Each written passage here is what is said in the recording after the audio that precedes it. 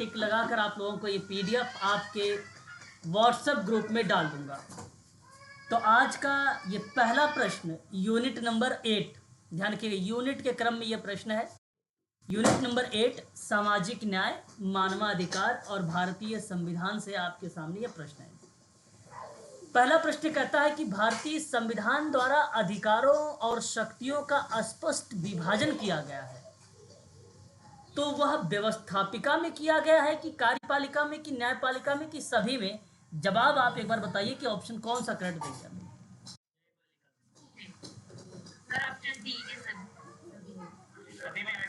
सभी में आएगा, ओके। यहाँ करेक्ट जवाब जो होगा वो ऑप्शन आपका डी जो ऑप्शन है आपका, ये सभी आपका सही माना जाएगा। भारतीय संविधान के द्वारा अधिकारों और शक्तियों को स्पष्ट विभाजन किया गया है, तो वह व्यवस्थापिका में भी है, न्यायपालिका में भी है, कार्यपालिका में भी है। ठीक है, तो कानून और शक्तियों और उत्तरदायित्वों का एकमात्र स्रोत है ना। ठीक है, विधायिका, कार्यपालिका, न्यायपालिका, है ना। और इन्हीं के मध्य जो अधिकार है, जो शक्तियां हैं, उसको स्पष्ट रूप से ये विभाजित करता है। सही जवाब ऑप्शन नंबर डी है। क्वेश्चन सेकंड, भारत का संविधान एक विस्तृत और लिखित है ना। अब बताइए इसका निर्माण एक डैश द्वारा किया गया है, कौन सा ऑप्शन सही होगा? बंद करना एक बार जी। ओके, देखिए भारत का जो संविधान है वह एक व्यापक है, ये बात मैंने विशेषता में पढ़ाया था, लिखित भी है। इसका निर्माण एक संविधान सभा द्वारा हुआ है, और ये बात आपको पता है, मैंने इसके बारे में पढ़ाया भी है। संविधान सभा के द्वारा जो है इसे अपनाया गया है एक प्रकार से, इसका निर्माण हुआ है भारत में। ठीक है, याद रखिएगा संविधान का ऑप्शन आपका बी करेक्ट हो जाएगा यहाँ पर। तीसरा, जो है आधारिक लक्षणों का संविधान में क्या महत्व है? क्वेश्चन नंबर 3, क्या महत्व है? आधारित जो लक्षण है, मतलब एक प्रकार से ये जो सवाल अब बन रहा है, ये एक प्रकार से लक्षण के बेस्ड पर बनाया जा रहा है। तो ये संविधान मूल स्वरूप का वितरण होते हैं। ठीक है, ये संविधान के मूल स्वरूप का वितरण देते हैं, और इसके द्वारा किसी भी प्रावधान का वितरण या व्याख्या करने में सरलता होती है। इसका संशोधन नहीं किया जाता है। देखिए, आधारित लक्षणों का संविधान में क्या महत्व है, यहाँ पर अगर मैं बात करूँगा, पहला, दूसरा और तीसरा तीनों करेक्ट जवाब होंगे। अब सवाल ये है हमारे सामने कि आधारित लक्षण का संविधान होता क्या है? आधारित लक्षणों का संविधान क्या है? इस संविधान में कहने का तात्पर्य या भाव ये था एक प्रकार से कि संविधान की सर्वोच्चता, या संविधान के द्वारा केंद्रीय सरकार या इकाइयों के अधिकारों की शक्तियाँ, ठीक है, स्वतंत्र उच्चतम न्यायालय, द्विसदनीय व्यवस्थापिका, दोहरी शासन प्रणाली, ठीक है, इन चीज़ों को रिप्रेजेंट कर रहा होता है। तो यहाँ प्रश्न अगर हम बात करें आधारिक लक्षणों का संविधान में क्या इंपॉर्टेंस है, तो इसका संशोधन नहीं किया जाता है, ये पहला बात सत्य है। फिर सरलता से अगर हम बात करें, इसकी व्याख्या हो जाती है।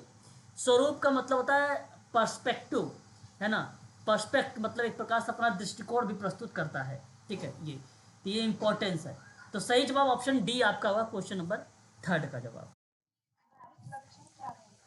जो संविधान के लक्षण है, जैसे संविधान का लक्षण क्या दर्शाता है, संविधान के लक्षण क्या दर्शाते हैं, है ना।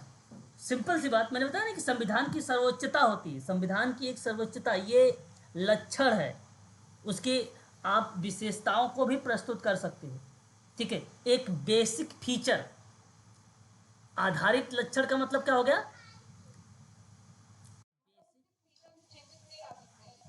हाँ, नहीं, फीचर में होता ही नहीं कभी भी। जब लक्षण के आधार पे बात होगी तब, लक्षण के आधार पे जो बेसिक फीचर होता है उसके अंतर्गत कोई कॉन्सेप्ट या कोई परिवर्तन नहीं होता, ऐसा कोई संशोधन नहीं कर सकते, उसे हम नष्ट नहीं कर सकते हैं, जिस पर उस पर हम प्रहार नहीं कर सकते हैं, है ना। ठीक है, ये चीज़ें इसके अंतर्गत आती है। इसमें अगर आपको बताऊँ, केशवानंद भारतीवाद जो था 1973 वाला, वह प्रतिक्रिया टोटली इसी पर बेस्ड है। सही जवाब ऑप्शन नंबर आपका डी होगा यहाँ पे, है ना।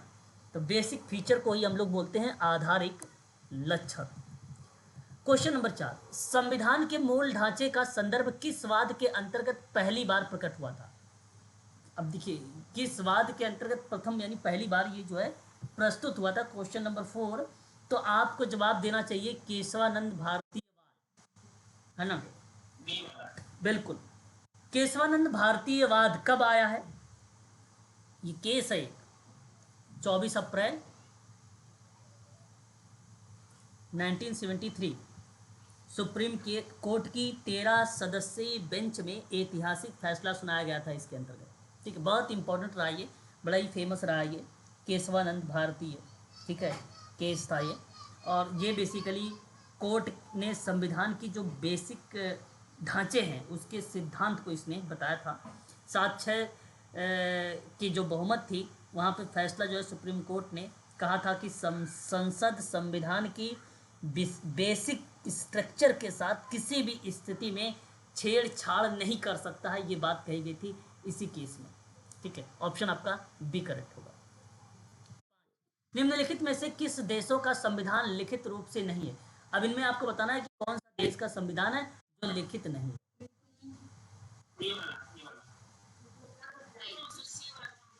ओके, बिल्कुल, यहाँ अगर बात करते हैं ब्रिटेन और इजराइल, ये आपका लिखित प्रारूप में नहीं है, बाकी आपका हो जाएगा। ठीक है, और बेसिकली देख सकते हैं ब्रिटेन यहाँ पर भी है, ब्रिटेन यहाँ पर भी है ना, लेकिन इसमें इजराइल नहीं, यूएसए में लिखित है, भारत में लिखित है, भारत यूएसए लिखित हो गया ऑलरेडी। ऑप्शन बहुत ये क्वेश्चन बहुत इंपॉर्टेंट है, इसको आप ध्यान रखिएगा, इजराइल की वजह से ये बदल गया ऑप्शन। ऑप्शन नंबर आपका सी करेक्ट हो जाएगा। मूल भारतीय संविधान कुल कितने अनुच्छेद और कितने भाग में विभाजित हुए हैं? तो देखिए यहाँ पे पूछा क्या गया है, मूल मूल, अब मूल का मतलब बेसिक क्या था, 395 था, ये बात आपको पता होगा। हाँ, और कुल टोटल उसमें जो है 22 भाग है, और ऑप्शन आपका चला जाएगा ये वाला करेक्ट जवाब। भारत निम्नलिखित में से कौन सा शब्द है जो भारत के संविधान की उद्देशिका में नहीं है? अब उद्देशिका मैंने पढ़ाया है आपको, समाजवादी, प्रभुत्व संपन्न, पंथ निरपेक्ष, लेकिन मैंने आप लोगों को लोक कल्याण के बारे में नहीं बताया है। तो लोक कल्याण जो शब्द है वो समाज कल्याण प्रशासन में बताया है, इसलिए ऑप्शन नंबर आपका डी करेक्ट हो जाएगा यहाँ पर, है ना। क्वेश्चन नंबर 8, निम्नलिखित में से कौन सी भारतीय संविधान की विशेषता नहीं है? विशेषता नहीं है, देखो अब देखिए भारतीय संविधान की विशेषताएं आपको पता होनी चाहिए, मैंने पढ़ाया है कि कौन कौन सी उसकी विशेषताएं होती हैं।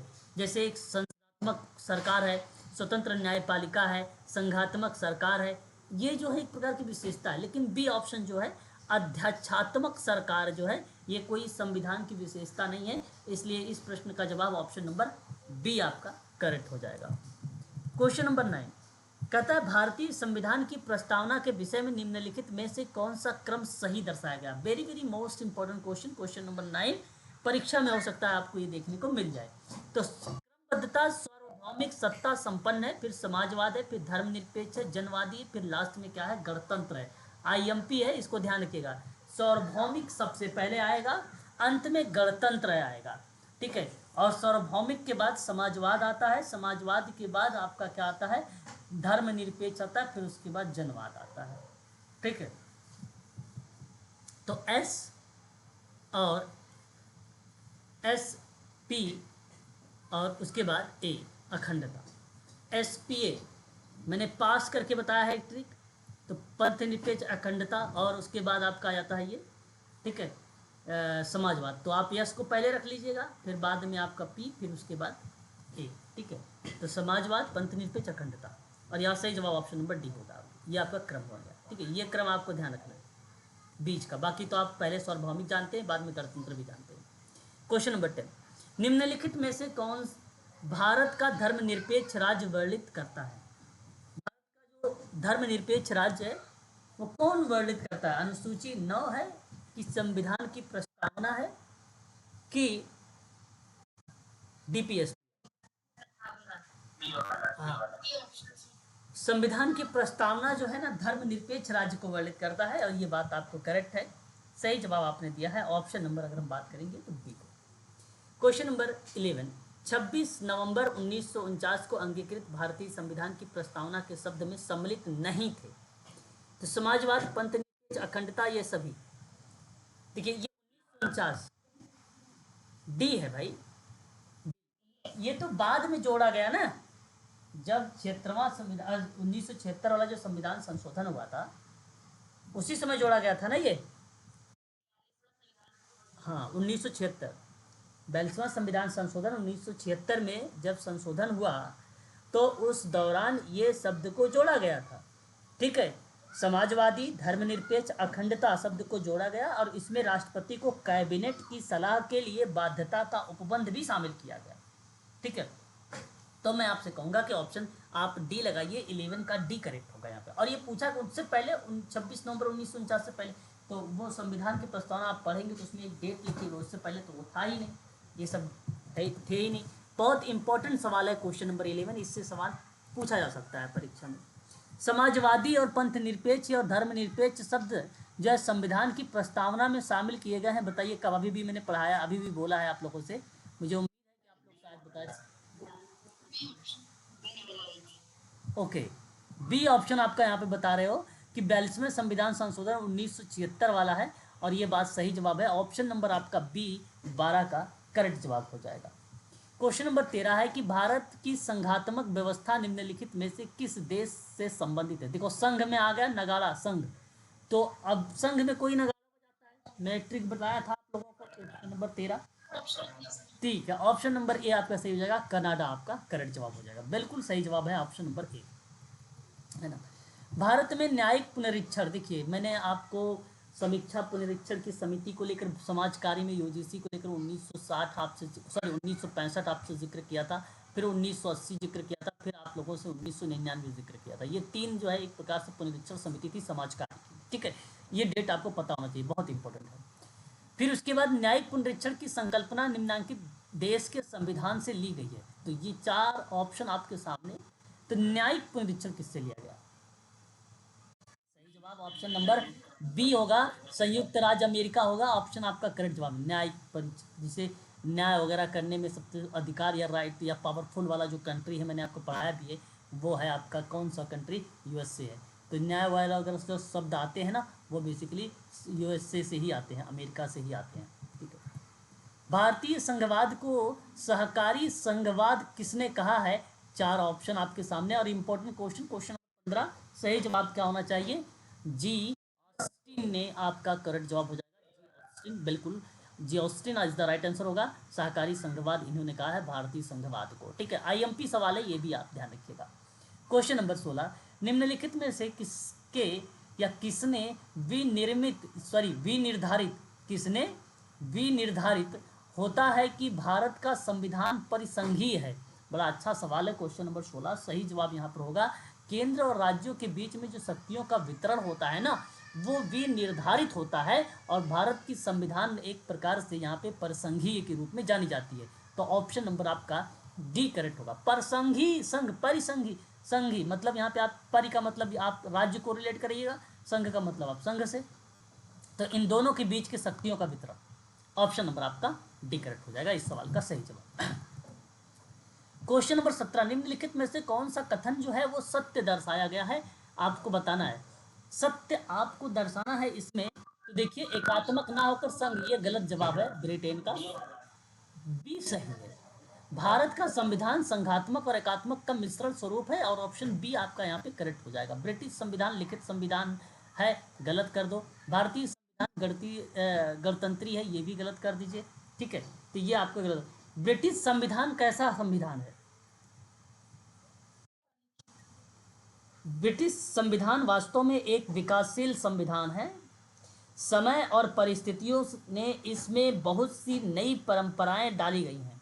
अन्य देशों के संविधान पूर्णतः लिखित रूप से हैं, परंतु ब्रिटेन का कोई मूल संवैधानिक दस्तावेज अर्थात नहीं पाया जाता है। इसलिए हम ये कह सकते हैं कि ब्रिटेन का जो संविधान है वो अकोडित है। अकोडित शब्द यूजीसी पूछ सकता है, प्लस में अलिखित है, ये शब्द आपसे पेपर में आ सकता है। कोडित और अलिखित संविधान है कहाँ का? ब्रिटेन का, यूके का।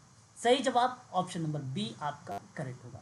18, भारत में गणतंत्र का मतलब क्या होता है, अभिप्राय क्या होता है? क्वेश्चन नंबर 18 सही जवाब ऑप्शन नंबर बी होगा, निर्वाचित राष्ट्रपति वाला गणराज्य।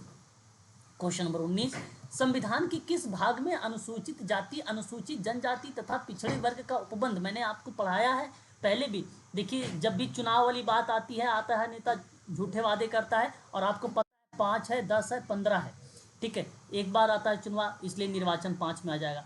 10 में आता भाई फिर निर्वाचन वाली प्रक्रिया, निर्वाचित करने वाली प्रक्रिया, इसमें भी झूठ बोला। फिर 15 में भी निर्वाचन वाली प्रक्रिया आती है। तो ये आपको ध्यान रखना है 5, 10, 15 वाला क्रम में, ठीक है। तो यहाँ अगर मैं क्वेश्चन नंबर 19 की बात करूंगा तो आप किसको चुनाव करना उचित समझेंगे? बिल्कुल, यहाँ भाग आपका जो बनेगा वो 16 बनेगा, और यहाँ पे अनुसूचित जाति, अनुसूचित जनजाति और पिछड़े भाग के उपबंध के बारे में जिक्र किया गया है। भाग 16 आपका करेक्ट जवाब होगा। क्वेश्चन नंबर 20 है, पांचवी और छठवीं अनुसूची और जो अनुसूचित क्षेत्र और जनजातियों से संबंधित है, संविधान के किस भाग में वर्णित किया गया है? तो सही जवाब भाग 10 आपका करेक्ट हो जाएगा। भाग 10 आपका करेक्ट हो जाएगा। भारत का गणराज्य है, उसका अध्यक्ष होता है कौन? भारत एक गणराज्य है, उसका अध्यक्ष होता है कौन? ऑप्शन आपको बताने हैं, सही जवाब हो जाएगा बी, राष्ट्रपति। बिल्कुल। यद्यपि भारत में संसदीय प्रणाली ब्रिटिश प्रणाली की देन है, बात तो ठीक है, फिर भी यह परस्पर किस प्रकार से भिन्न हो सकता है? तो सही जवाब, ब्रिटेन का संविधान एकात्मक है, जबकि भारत का अधिकांश जो है संघीय है, ये सही है। ब्रिटिश वंशानुगत राजा वाला राजतंत्र है, ये भी देखो सही है, राजा वाला है, जबकि भारत गणतंत्र है। भारतीय संसद प्रभुत्व संपन्न नहीं है, क्योंकि इसके द्वारा पारित विधान की न्यायिक पुनरीक्षण हो सकता है, बिल्कुल ये भी सही है। उपयुक्त सभी के सभी करेक्ट जवाब होंगे, ऑप्शन डी करेक्ट होगा क्वेश्चन नंबर 22 का, 22 का, ठीक है। क्वेश्चन नंबर 23, भारतीय संविधान का कौन सा अनुच्छेद है यह निर्दिष्ट करता है कि कार्य संचालन में राष्ट्रपति की समस्या करना और उसे सलाह देने के लिए प्रधानमंत्री के नेतृत्व में एक मंत्री परिषद होगी? कौन सा ऑप्शन आपका करेक्ट जाएगा यहाँ पे? ये देखो राष्ट्रपति से संबंधित है ना, राष्ट्रपति से संबंधित अनुच्छेद दिया गया है। इस चीज को आप जरूर ध्यान में रखेंगे, क्योंकि परीक्षा में हम लोगों से ये पूछा जा सकता है, ठीक है। तो जवाब आप बताइए एक बार, करेक्ट ऑप्शन क्या होना चाहिए इस प्रश्न का?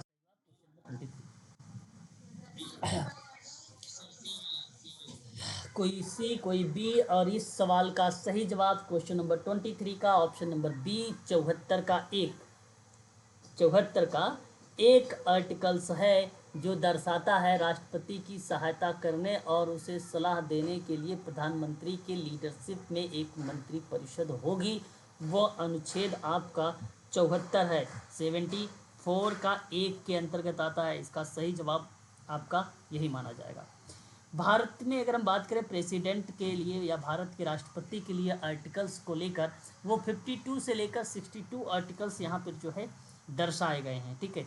तो इनके बारे में ध्यान रखिए। भारत का राष्ट्रपति होना चाहिए, ये 52 कहता है आपसे। 53 आपसे संघ की कार्य शक्ति उसको दी गई है। 54 राष्ट्रपति का चुनाव दिया गया है। 55 राष्ट्रपति का चुनाव का तरीका दिया गया है। 56 राष्ट्रपति के पद का कार्यकाल दिया गया है। 57 पुनः चुनाव की पात्रता की बात की गई है। 58 राष्ट्रपति के रूप में चुनाव के लिए योग्यता बताई गई है, उसकी एक प्रकार से क्वालिफिकेशन। 59 राष्ट्रपति कार्यालय की शर्त बताई गई है। 60 राष्ट्रपति द्वारा शपथ बताया गया है। 61 राष्ट्रपति पर क्या है, महाभियोग है, ये बहुत इंपॉर्टेंट है 61 महाभियोग, ठीक है। और 62 आपसे क्या बताया गया है कि राष्ट्रपति के पद पर किसी रिक्त को भरने के लिए चुनाव कराने का समय और किसी आकस्मिक रिक्त भरने के लिए निर्वाचित व्यक्ति या व्यक्ति की पदावधि के बारे में 62 में बताया गया है। तो ये 52 से लेकर अगर मैं बात करता हूँ आप लोगों से, तो 62 तक, 52 से 62 तक के जो है ये अनुच्छेद है, वो भी राष्ट्रपति के। सही जवाब ऑप्शन नंबर आपका ए करेक्ट होगा। भारतीय संविधान के किस भाग में मूल अधिकारों का उल्लेख किया गया है? क्वेश्चन नंबर 24, सही जवाब ऑप्शन नंबर बी होगा। भाग 3 में जो है मूल अधिकारों के बारे में बताया गया है।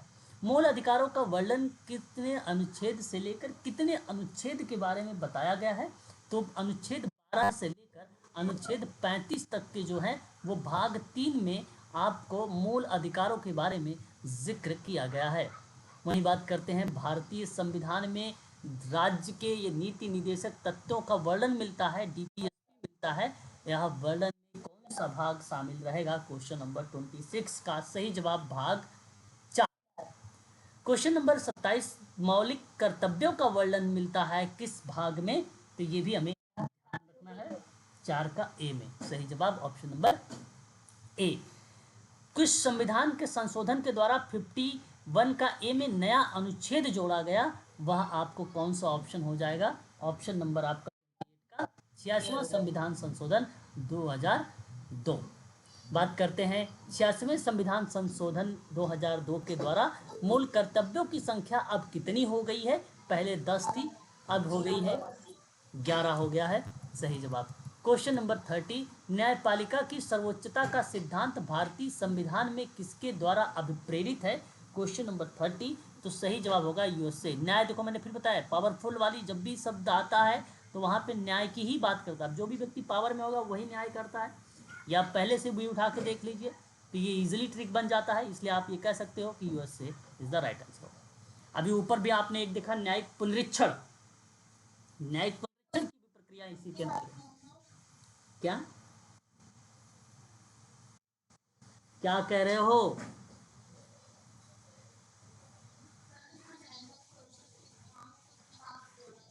तो क्या हुआ? तो सिद्धांत, मैंने आपसे कहा कि न्यायपालिका की सर्वोच्चता का सिद्धांत भारतीय संविधान के किसके द्वारा अभिप्रेरित है, किसका स्रोत है, कहाँ से लिया गया है संविधान में? तो यूएसए से लिया गया है। क्यों नहीं? अभी आपने भाग वाली वीडियोस नहीं, क्लास नहीं लिया था? भाग अनुच्छेद, तो फिर इसमें क्या दिक्कत आ रही है बताओ?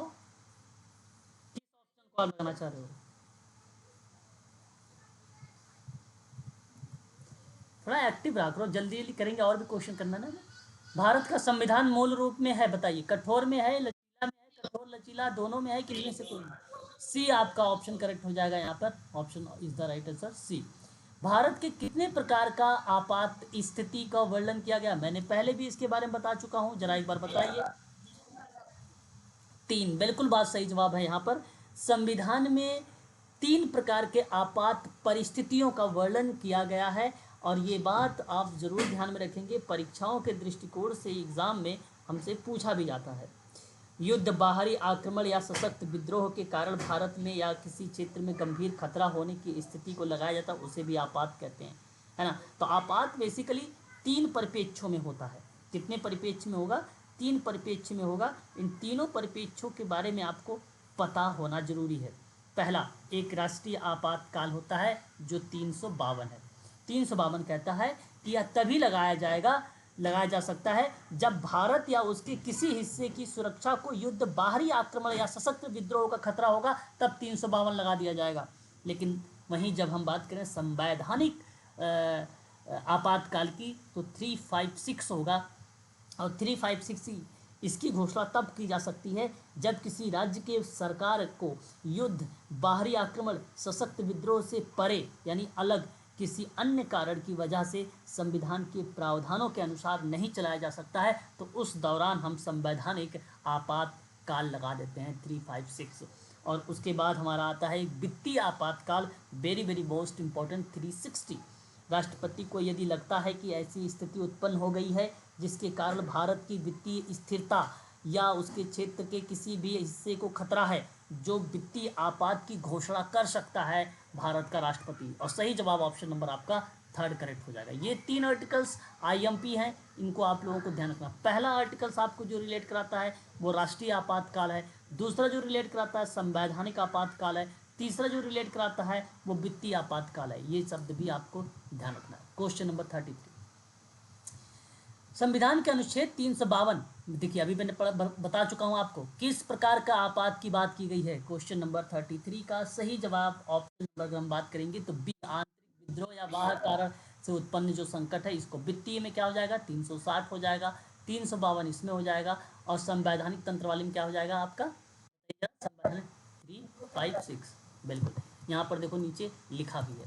ठीक है, आईएमपी सवाल था। क्वेश्चन नंबर 34, किस अनुच्छेद के अंतर्गत आपातकाल परिस्थिति में केंद्र को इतने अधिकार मिल जाते हैं कि वास्तव में संघीय व्यवस्था एकात्मक शासन व्यवस्था का स्वरूप धारण कर लेता है? बड़ा अच्छा आर्टिकल्स है। क्वेश्चन नंबर 34, तो सही जवाब ऑप्शन नंबर ए होगा यहाँ पर 250। हाँ बिल्कुल सही जवाब option number B is sorry A is the right answer होगा, अनुच्छेद 250 पंचायती राज व्यवस्था को संवैधानिक स्वरूप प्रदान करता है। भाई बताइए कौन सा वो संशोधन था?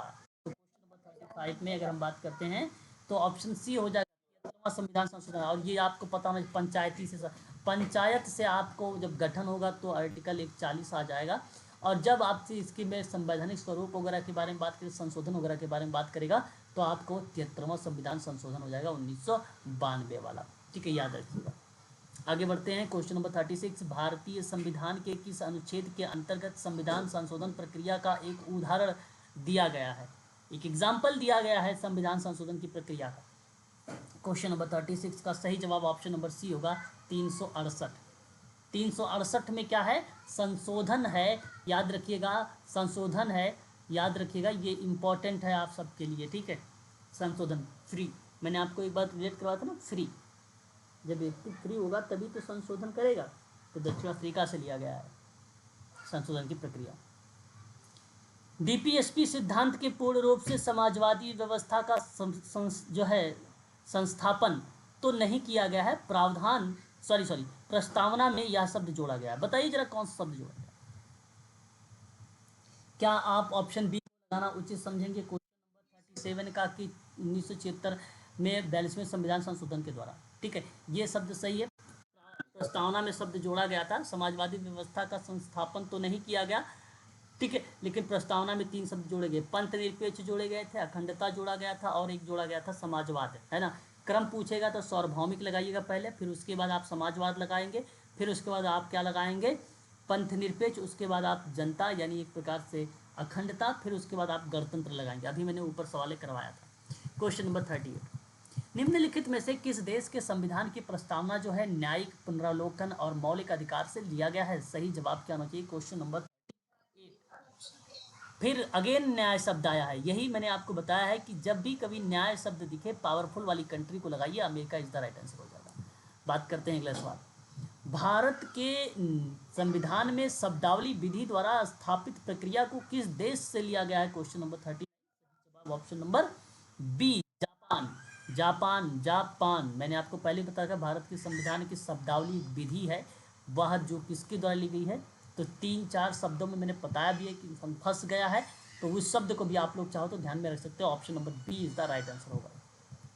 क्वेश्चन नंबर 40, यद्यपि हमारे संविधान में ऐसे उपबंध का समावेश है जो केंद्र को ऐसी शक्ति प्रदान कर देते हैं जिसके प्रांतों की स्वतंत्रता समाप्त सी हो जाती है, फिर भी यह परिसंघात्मक संविधान है। यह कथन किस विद्वान का है? बहुत इंपॉर्टेंट सवाल है। क्वेश्चन नंबर 40 और ऑप्शन नंबर आपका ए आंसर होगा, डॉक्टर भीमराव अंबेडकर का है।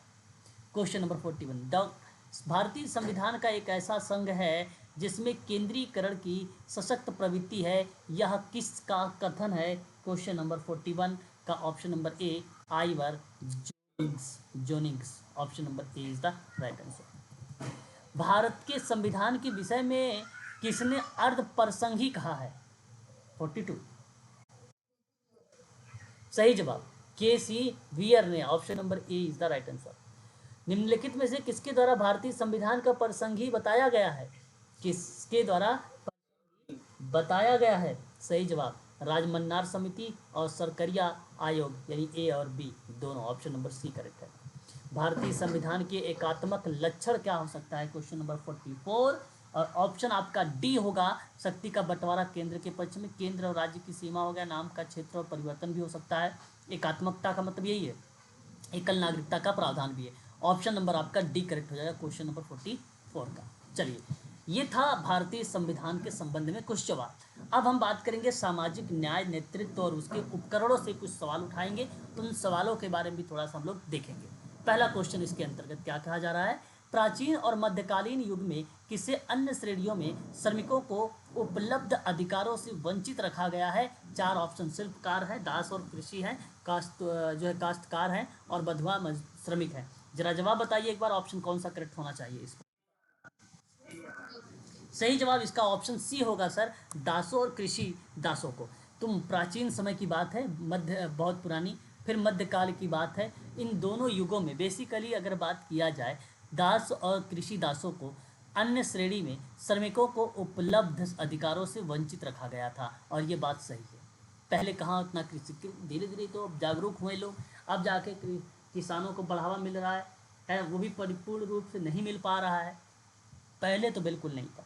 ये बात ध्यान रखिएगा, पेपर में आप गलत मत करिएगा। प्राचीन समय मध्य समय की बात होगी तो आप किसानों को वंचित रखा गया सोचिएगा, और आज के समय में जागरूकता के कारण या जागरूकता की वजह से लोग जो है किसानों को लेकर आगे अब आ रहे हैं। बात करते हैं क्वेश्चन नंबर 2।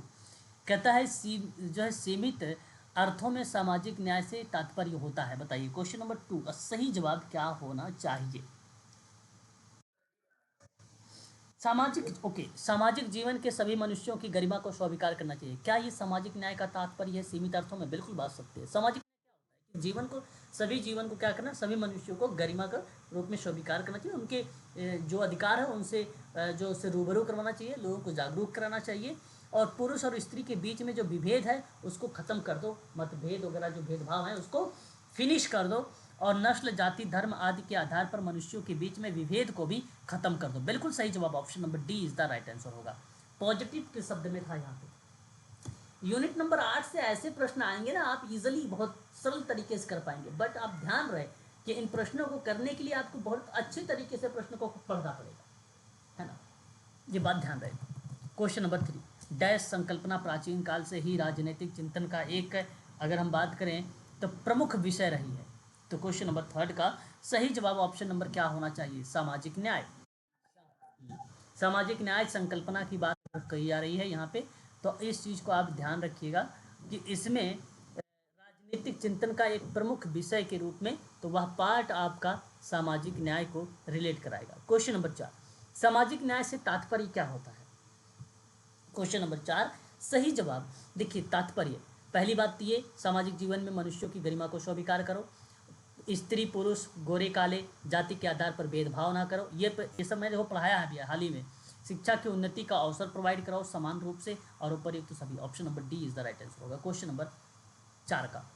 आर्थिक न्याय क्या हो सकता है, बड़ा आसान सा सवाल। क्वेश्चन नंबर 5 का सही जवाब ऑप्शन जो जाएगा, सब लोगों को अपनी अपनी योग्यता परिश्रम का उचित लाभ मिले, और वही आर्थिक लाभ होता है, ठीक है, वही आर्थिक लाभ होता है। देखो उत्पादन की प्रक्रिया में कोई व्यक्ति दूसरे जीवन को नियंत्रित करे, ये उत्पादन नहीं, ये आर्थिक नहीं है। दूसरों को मनमानी शर्तों पर काम कराने की शक्ति है, ये भी बेसिकली आर्थिक न्याय नहीं है। कुछ विशेष वर्गों के लिए सत्ता यानी अथॉरिटी की बात करें, मार्ग खोला हो, तो ये भी गलत है, ऑप्शन सी सही है। आर्थिक न्याय का इंपॉर्टेंस क्या हो सकता है, क्वेश्चन नंबर 6 का सही जवाब होगा समानता के आदर्श, ठीक है, आर्थिक न्याय। सामाजिक न्याय साकार करना चाहता है, बताइए क्वेश्चन नंबर 7, क्वेश्चन नंबर 7 का सही जवाब हो जाएगा राजनीतिक न्याय। हाँ, तो वैसे तो मेरे हिसाब से यहाँ पे सभी होना चाहिए, सामाजिक न्याय से संबंधित क्या हो सकता है, सामाजिक न्याय तो होगा ही होगा, आर्थिक सभी होगा, डी करेक्ट होगा, डी ऑप्शन, डी आ, okay okay okay okay okay okay 7, सामाजिक न्याय साकार करना चाहता है बंधुत्व के आदर्श को, बिल्कुल सही जवाब ऑप्शन नंबर सी, है ना, ऑप्शन नंबर सी। यहाँ पर देखिए सामाजिक न्याय संबंधित क्या होगा, इन सबसे होगा, ऑप्शन डी होगा, ऑप्शन डी होगा। क्वेश्चन नंबर 9, सामाजिक न्याय की मांग सामाजिक संदर्भों में आदर्शों को पूरा करने के लिए भारतीय संविधान की प्रमुखता से संविधान या सॉरी प्रावधान किया गया है, बताइए जरा किसमें। सामाजिक न्याय की मांग सामाजिक संदर्भों और आदर्शों को पूरा करने के लिए भारतीय संविधान की प्रमुखता का प्रावधान किया गया है, ऑप्शन नंबर आपका जो जाएगा वो मूल अधिकार में जाएगा, ऑप्शन नंबर ए। प्राचीन समाज या प्राचीन समय में भारतवासियों का जीवन न्याय के स्रोत पर आधारित था, तो बताइए वेदों पर, कर्मकांडों पर, धर्मशास्त्र या रामायण पर। धर्मशास्त्र पर, बिल्कुल धर्मशास्त्र पर। न्यायिक, देखो जब भी न्यायिक शब्द आए, मैंने आपको पहले बता रखा, अभी कई सवाल हम लोगों ने जिक्र भी किया था, तो अमेरिका आता है, लेकिन न्यायिक विकास के किस चरण में वैधानिक और न्यायिक अधिकार जन सामान्य के हाथों में आ गए हैं, कौन से चरण में आप यहाँ पे कहना उचित समझेंगे, प्रथम द्वितीय तृतीय, न्यायिक विकास की प्रक्रिया में, न्यायिक विकास की प्रक्रिया में, बिल्कुल ऑप्शन यहाँ पर अगर आप जो दे रहे हैं वो सी ऑप्शन दे रहे हैं। देखिए मैं कौन सा ऑप्शन है? सी।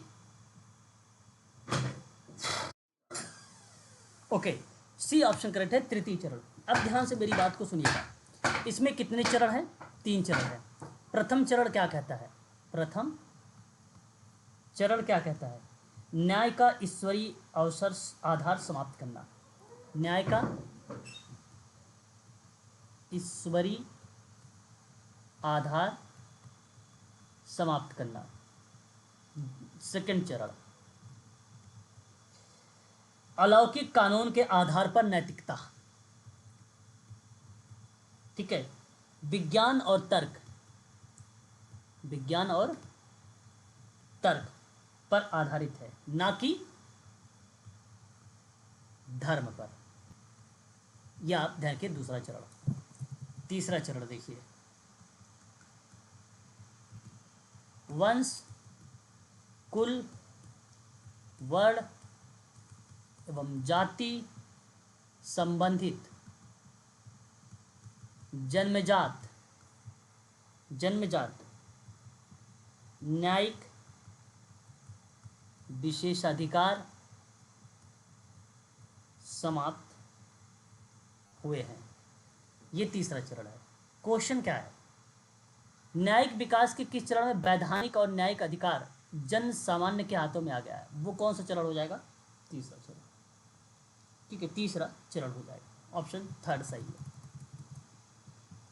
बात करते हैं मुगल साम्राज्य की समाप्ति और ब्रिटिश शासन के प्रत्यक्ष नियंत्रण में आने के बाद भारत में डैश शिक्षा का प्रसार हुआ, और सही जवाब इसका फिर क्या होगा? Question number 12। बिल्कुल उदारवादी होगा, उदारवादी होगा। प्राचीन समय में न्याय का निर्धारण का आधार था, बताइए क्या? क्वेश्चन नंबर 13 सही जवाब होगा ईश्वर। ठीक है, प्राचीन समय में क्या था भाई? अभी अभी तो बताया पहला चरण में ईश्वरी ही तो था न्याय का निर्धारण आधार।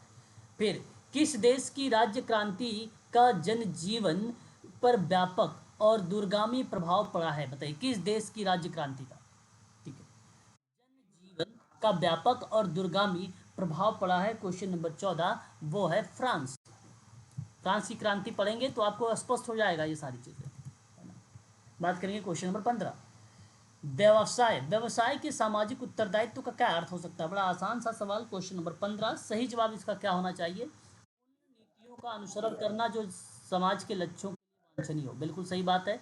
समाज की आकांक्षाओं को समझना और मान्यता देना, ये भी सही है। स्वयं के लाभ को कमाना और हित को ध्यान में रखना चाहिए, ये भी सही। उपयुक्त तो सभी करेक्ट जवाब option number D question number 15 का सही ऑप्शन होगा।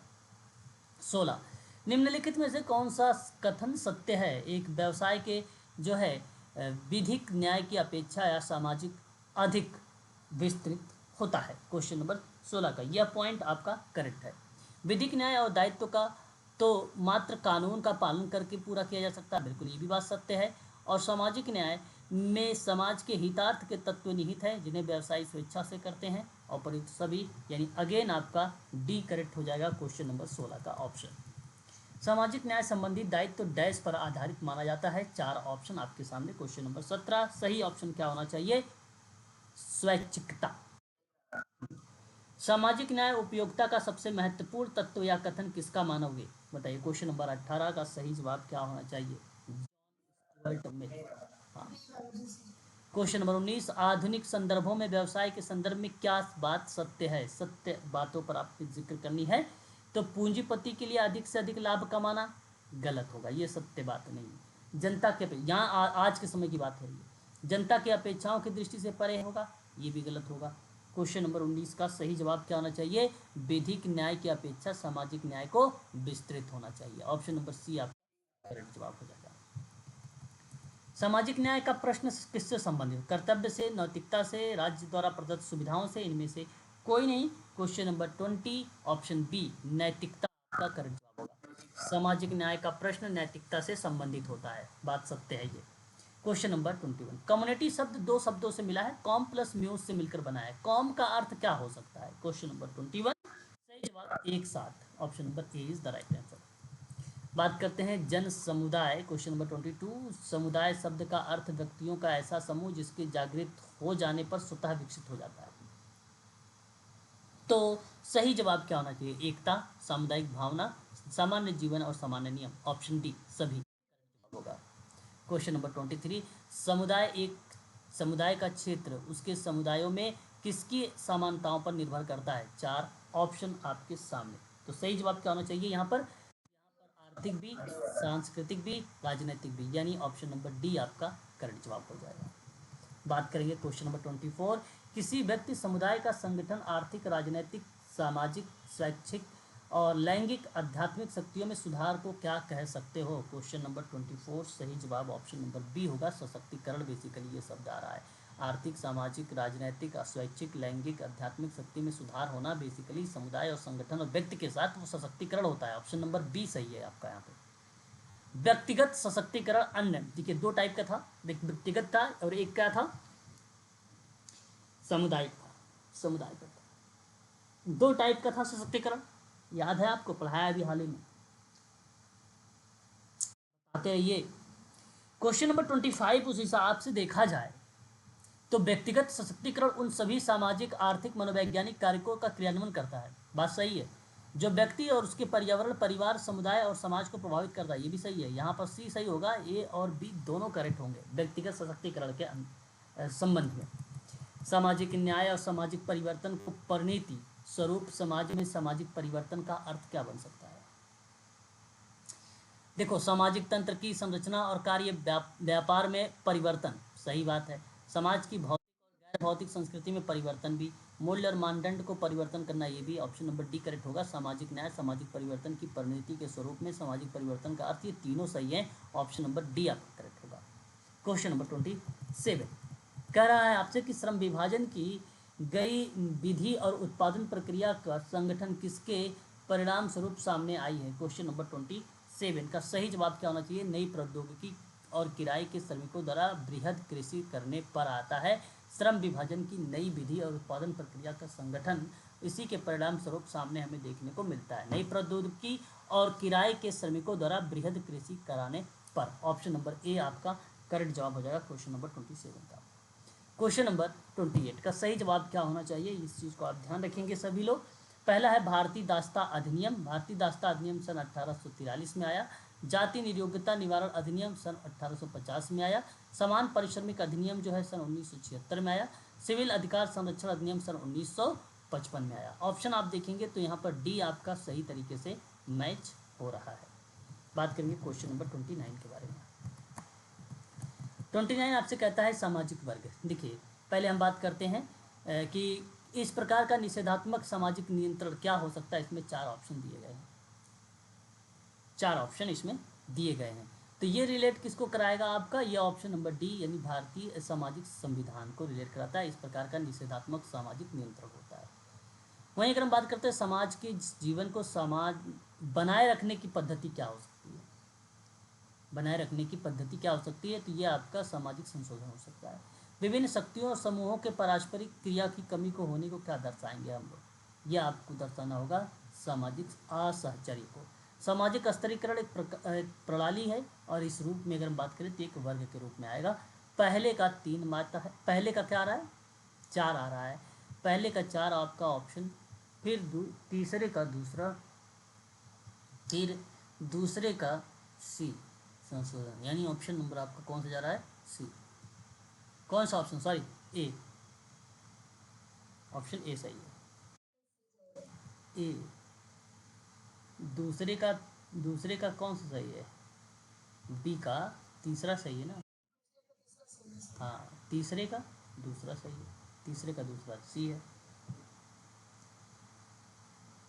तीसरे का दूसरा सी जाएगा ना? एक मिनट मैं ही देख लेता हूँ। पहले का 4, दूसरे का तीसरा, तीसरे का क्या हो जाएगा? 1, चौथे का 2, 4 3 1 2। ऑप्शन ए करेक्ट है, ये सही है। क्वेश्चन नंबर 30 नंबर का सवाल आपसे कह रहा है कि जनजातीय समस्याओं के समाधान के लिए उसके जीवन के विभिन्न पहलुओं पर ध्यान देना आवश्यक होता है। बात सही है और ये बात मजुमदार की है। शिक्षा जनजाति के लिए अनेक दृष्टिकोण के लाभदायक और उसके माध्यम से उसके सामाजिक अंधविश्वास को दूर करता है। ये बात डॉक्टर बीबी का है। जनजातीय समूह गरीबी, अशिक्षा, बीमारी और समुचित नेतृत्व के अभाव से पीड़ित है। ये बात चला जाएगा आपका ठक्कर बापा में। अनुसूचित जातियों के उत्थान के लिए स्वयंसेवी प्रयास जो थे वो किसके थे बताइए? सर्वेंट ऑफ इंडिया सोसाइटी सन 1905, गोपाल कृष्ण गोखले। ऑप्शन नंबर आपका यहाँ पे देख सकते हो 3rd। 30 का सही जवाब क्या होगा? सी। किस क्षेत्र में महिलाएं बड़ी संख्या में कार्यरत हैं? क्वेश्चन नंबर 31 बी, यानी दूसरा, केवल, हाँ, केवल अनौपचारिक। आज के दौर में महिलाओं की भूमिका किस रूप में सिमट गई है? Question number 32। तो आप प्रजनक में भी कह सकते हो और घरेलू में भी। अशिक्षित नहीं, कामकाजी को हटा दीजिए, सिमट गई है ना, प्रजनक में और घरेलू में। तो पहला दूसरा, ऑप्शन नंबर आपका पहला करेक्ट हो जाएगा। सन 1911 में ठक्कर बापा ने अनुसूचित जातियों के लिए एक समूह को किन समस्याओं से ग्रसित बताया था? क्वेश्चन नंबर 33 IMP सवाल है, ये बात को ध्यान रखिएगा। क्वेश्चन नंबर 33 वाला सही जवाब क्या होना चाहिए यहाँ पर? गरीबी। ऑप्शन नंबर 3, बीमारी हटा दीजिए, कुशासन हटा दीजिए। क्वेश्चन नंबर 34, निम्नलिखित में से कौन सा युग में जो है गलत आ गया है? कौन सा युग में यहाँ पे गलत लिखा गया है? क्वेश्चन नंबर 34 का। तो अगर मैं बात करूँ, मानवाधिकार घोषणा पत्र आपका गलत हो गया, ये 10 दिसंबर सन 1948 है, बी। बाकी निःशुल्क प्राथमिक शिक्षा तो 21 का भी आएगा। सती प्रसाद में अगर बात करें, राजा राम मोहन, बाल न्याय अधिनियम में बाल न्यायालय सही जवाब है। तो ऑप्शन नंबर आप देख सकते हो केवल बी सही है आपका इसमें, है ना, बी आपका सही है 34 में।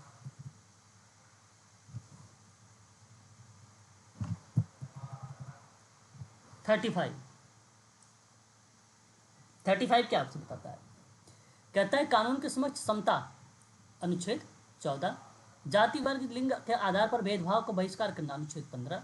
सार्वजनिक जो है आयोजनों और रोजगार में समानता का अवसर देना, अनुच्छेद 16।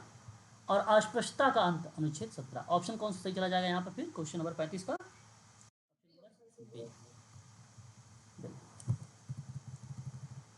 देखिए, अब हम लोगों ने भारतीय संविधान से सवाल देख चुके, लगभग हम लोगों ने भारतीय संविधान से 44 क्वेश्चंस देखे हैं, और सामाजिक न्याय, नेतृत्व और उसके उपकरणों से लगभग हम लोगों ने 35 क्वेश्चंस देखे हैं। अब हमारे सामने नेक्स्ट पॉइंट है मानवाधिकार से संबंधित सवाल।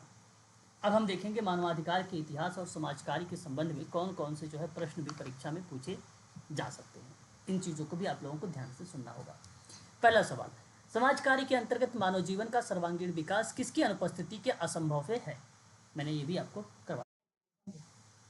यहाँ पर अधिकार, समाज कार्य के अंतर्गत मानव जीवन का सर्वांगीण विकास अधिकार अनुपस्थिति में असंभव होता है। अगर अधिकार ही नहीं होगा तो फिर पा ही नहीं सकता।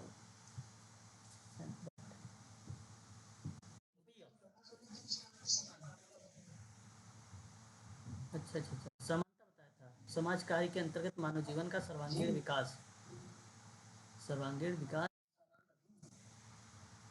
समानता की उपस्थिति में असंभव है। अधिकार, अधिकार, अधिकार, हाँ आप अधिकार करेक्ट करिएगा। और समाज कार्य के अंतर्गत मानव जीवन का सर्वांगीण विकास अगर है होना है तो अधिकार अनुपस्थिति में असंभव होगा। अधिकार अनुपस्थिति किसकी अनुपस्थिति में? अधिकार की अनुपस्थिति।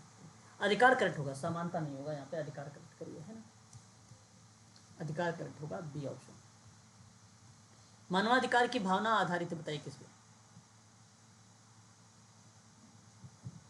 विश्व बंधुत्व। मानवाधिकार बंधुत्व, विश्व बंधुत्व का क्या मतलब है? विश्व के सभी मनुष्य भाई बहन हैं, ऑप्शन नंबर बी। ठीक है, विश्व बंधुत्व का क्या मतलब है? विश्व के सभी मनुष्य क्या है? भाई बहन। क्वेश्चन नंबर 4, मानवाधिकार शब्द के अंतर्गत कौन कौन से अधिकार शामिल किए गए हैं?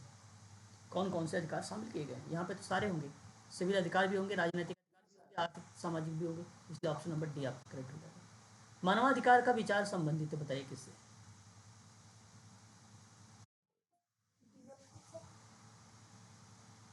मानवाधिकार का विचार संबंधित मूल अधिकारों में, बिल्कुल सही बात है, ऑप्शन नंबर बी। महत्व को देखते हुए मानवाधिकार किन अन्य नामों से जाना जाता है?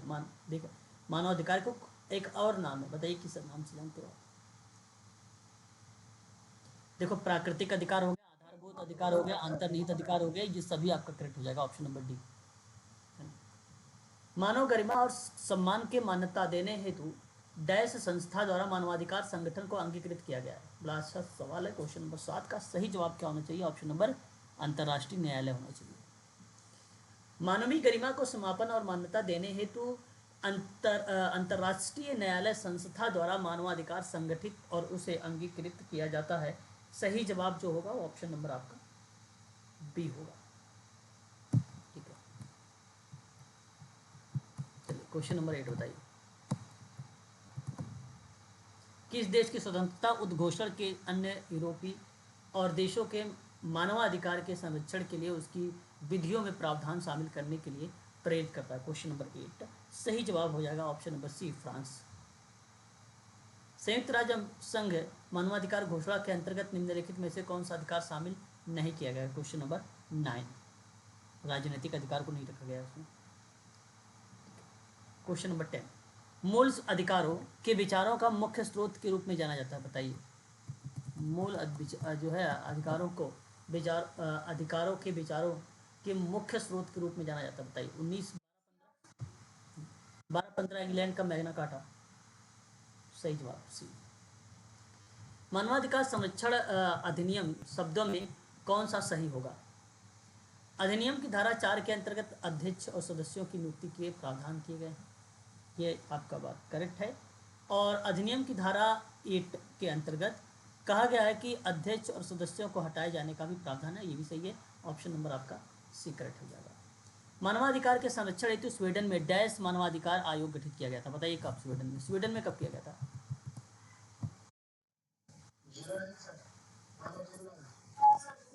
1809 में। 1809 में। अमेरिकी राजनेता और विद्वान डैश सर्वप्रथम मानवाधिकार शब्द का प्रयोग किया? अमेरिका राजनेता ने, नाम बताइए। Okay, Thomas pen. संयुक्त राष्ट्र महासभा ने मानवाधिकार के घोषणा पत्र को कब अंगीकृत किया? बड़ा आसान सवाल। ए, 10 दिसंबर 1947। बिल्कुल। रूजवेल्ट ने संपूर्ण मानव समाज को मैग्ना कार्टा की संज्ञा दिया है, मैंने ये भी पढ़ा है आपको। 15 का सही जवाब क्या हो जाएगा? ऑप्शन नंबर बी, मानवाधिकारों को ही तो दिया था रूजवेल्ट। मानवतावाद का फायर ब्रिगेड कहा जाता है? बताइए किसको? Question number 16। मानवाधिकार को ही बोला जाता है, मानवाधिकार को। किसने कहा कि मानवाधिकार घोषणा पत्र केवल प्रस्ताव मात्र ना होकर संयुक्त राष्ट्र संघ के चार्टर का भी एक अंग है? Question number 17। Charles Charles Malik. मानवाधिकार घोषणा पत्र केवल प्रस्ताव मात्र ना होकर संयुक्त राष्ट्र संघ का चार्टर की एक अंग है। सही जवाब आपका सी हो जाएगा, चार्ल्स मर्लिक। लूथर गिलिक इसमें कहाँ नाम आता है? उसका तो समाज कल्याण प्रशासन में नाम आता है। सन 1948 में किए गए घोषणा पत्र का मूल उद्देश्य था? बताइए क्या? 18 का सही जवाब ऑप्शन नंबर, सभी मनुष्य स्वतंत्रता के बंधन में बंधे हुए हैं, सी। डी कैसे होगा? कोई भी मनुष्य किसी का दास नहीं है, कोई मनुष्य किसी का स्वामी नहीं है।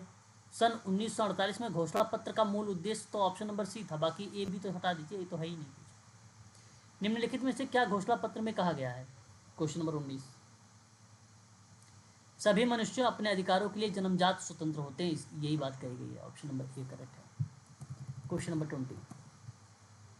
संयुक्त राष्ट्र द्वारा प्रतिपादित घोषणा पत्र का साम्यता भारतीय संविधान के किन प्रावधानों से है? Question number 20।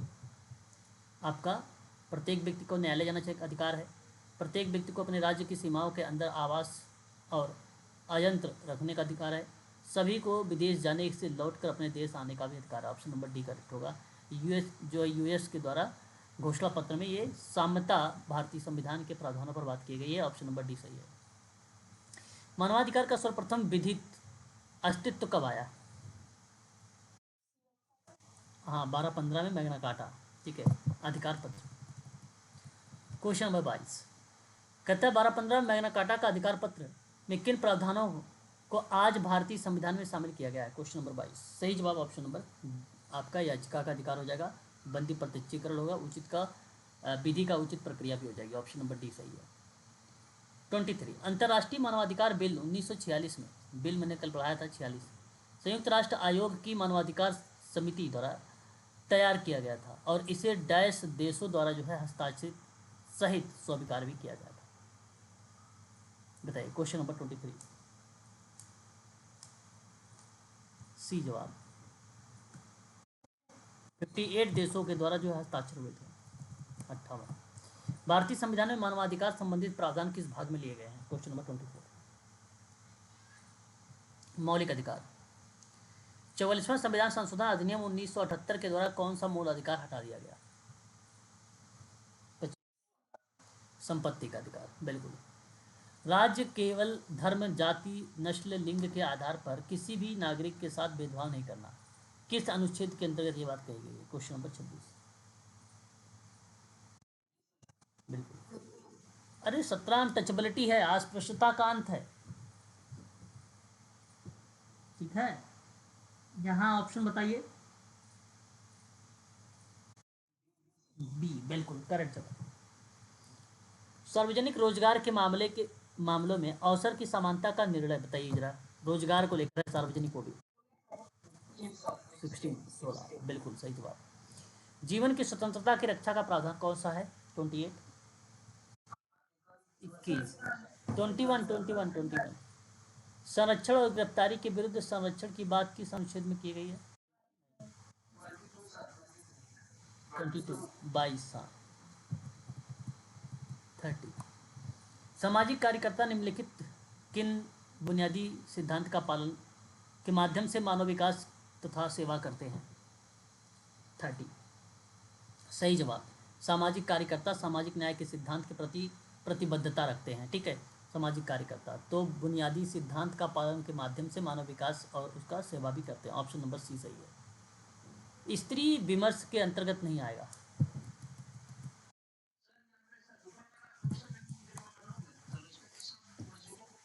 प्रत्येक मनुष्य विशेष मूल्य होता है और उस व्यक्ति को नैतिक विचार को सही ठहराता है। देखिए सामाजिक कार्यकर्ता पूछा बुनियादी सिद्धांत के पालन के आधार पर, जो बेसिक प्रिंसिपल्स हैं, थ्योरी है, उसके आधार पर मानव विकास का बात कर रहा है, उसको सेवा करने के रूप में, ठीक है। तो बुनियादी सिद्धांत में ये बात नहीं है। प्रत्येक समाज चाहे वह स्वरूप में हो या किसी सभी सदस्यों के अधिकतम लाभ की बात प्रदान करने की बात करें, ये भी गलत है। केवल ऑप्शन नंबर सी सही है। यहाँ पे सोशल वर्कर सामाजिक न्याय और सिद्धांत के प्रति वो क्या रहता है, वचनबद्ध रहता है। ऑप्शन नंबर सी सही है। स्त्री विमर्श के अंतर्गत नहीं है। क्वेश्चन नंबर 31 सही जवाब ऑप्शन नंबर क्या होना चाहिए? सद्भावपूर्ण दंपत्ति। क्रीचर फेमिनाइन मतलब नारीवाद की अवधारणा कब विकसित हुई? Question number 32 70